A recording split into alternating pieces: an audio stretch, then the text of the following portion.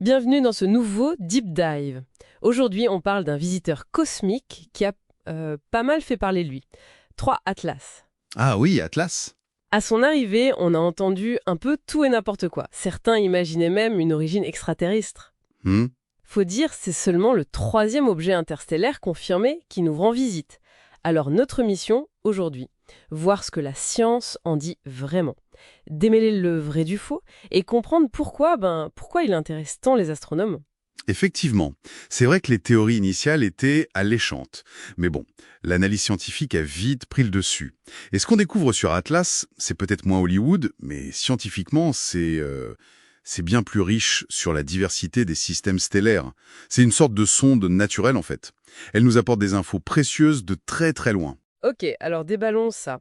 Une des raisons de l'emballement, c'était son comportement un peu bizarre au début, non? C'est ça. Il a commencé à dégazer, à cracher de la matière alors qu'il était super loin du Soleil, genre 6 unités astronomiques. Oui, bien au-delà de Jupiter. Exactement. Normalement, une comète, elle attend d'être plus proche pour s'activer comme ça. Ça a intrigué.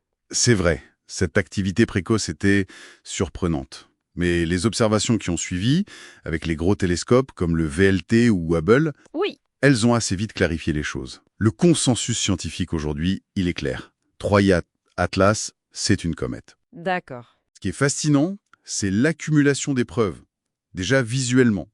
On a vu cette chevelure, le halo de gaz et de poussière, et puis une queue se développer.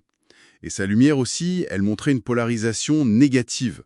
C'est typique d'une surface poudreuse de comète. Ah, d'accord. Tom Statler de la NASA l'a bien résumé. Elle ressemble à une comète, elle agit comme une comète. Voilà. L'aspect visuel, ok, c'est convaincant, mais la carte d'identité d'un objet comme ça, c'est sa chimie, non?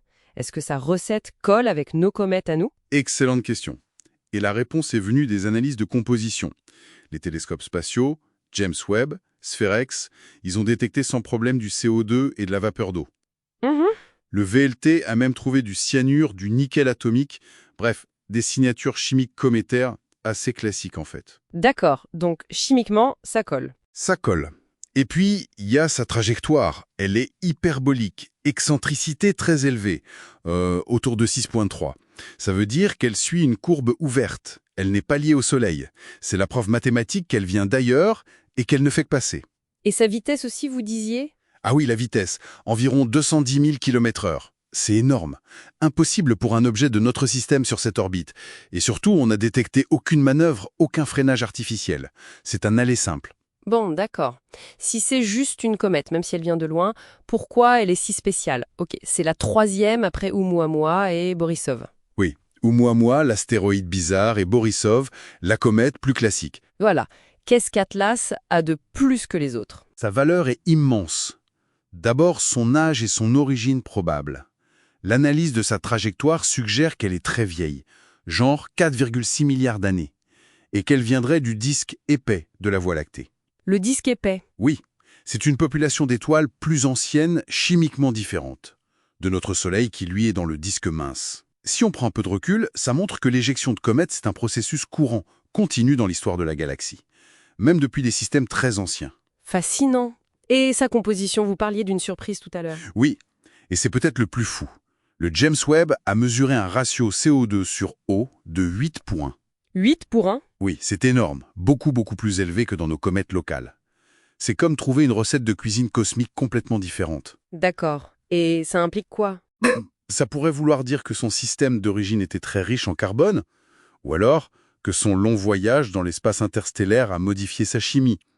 Dans tous les cas, c'est une fenêtre incroyable sur les ingrédients qui forment les planètes ailleurs. Parlons un peu de son trajet. Elle va passer assez près de Mars, non? Oui, environ 30 millions de kilomètres en octobre 2025. Une super occasion pour les sondes là-bas, Mars Express et TGO.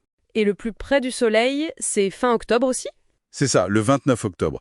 Mais elle sera derrière le Soleil pour nous, donc invisible à ce moment-là. D'accord. Et pour nous, sur Terre, le plus près, c'est quand? Le 19 décembre 2025. Mais à une distance tout à fait sûre, 270 millions de kilomètres. Zéro danger pour la Terre, il faut vraiment le souligner. Très important. Et pour l'observer alors? Ah, ça va être un défi. Pas visible à l'œil nu, malheureusement. Magnitude maximale autour de 12. Donc il faut un télescope. Oui, un bon télescope. Au moins 200 mm d'ouverture. Et un ciel bien noir. Les meilleures fenêtres, ce sera fin septembre 2025, le soir, très bas au sud-ouest, et surtout fin novembre 2025, juste avant l'aube, vers l'est.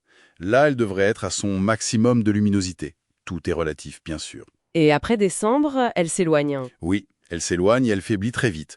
Mais toute la communauté astro est mobilisée pour en tirer le maximum d'infos pendant ce passage. Ok, donc pour résumer, Troisier Atlas, pas un vaisseau alien mais une comète interstellaire. Exactement.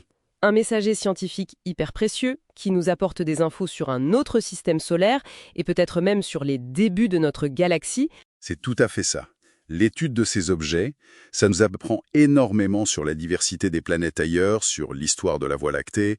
C'est ça qui est beau en science, hein. On transforme un mystère un peu fou en connaissance solide.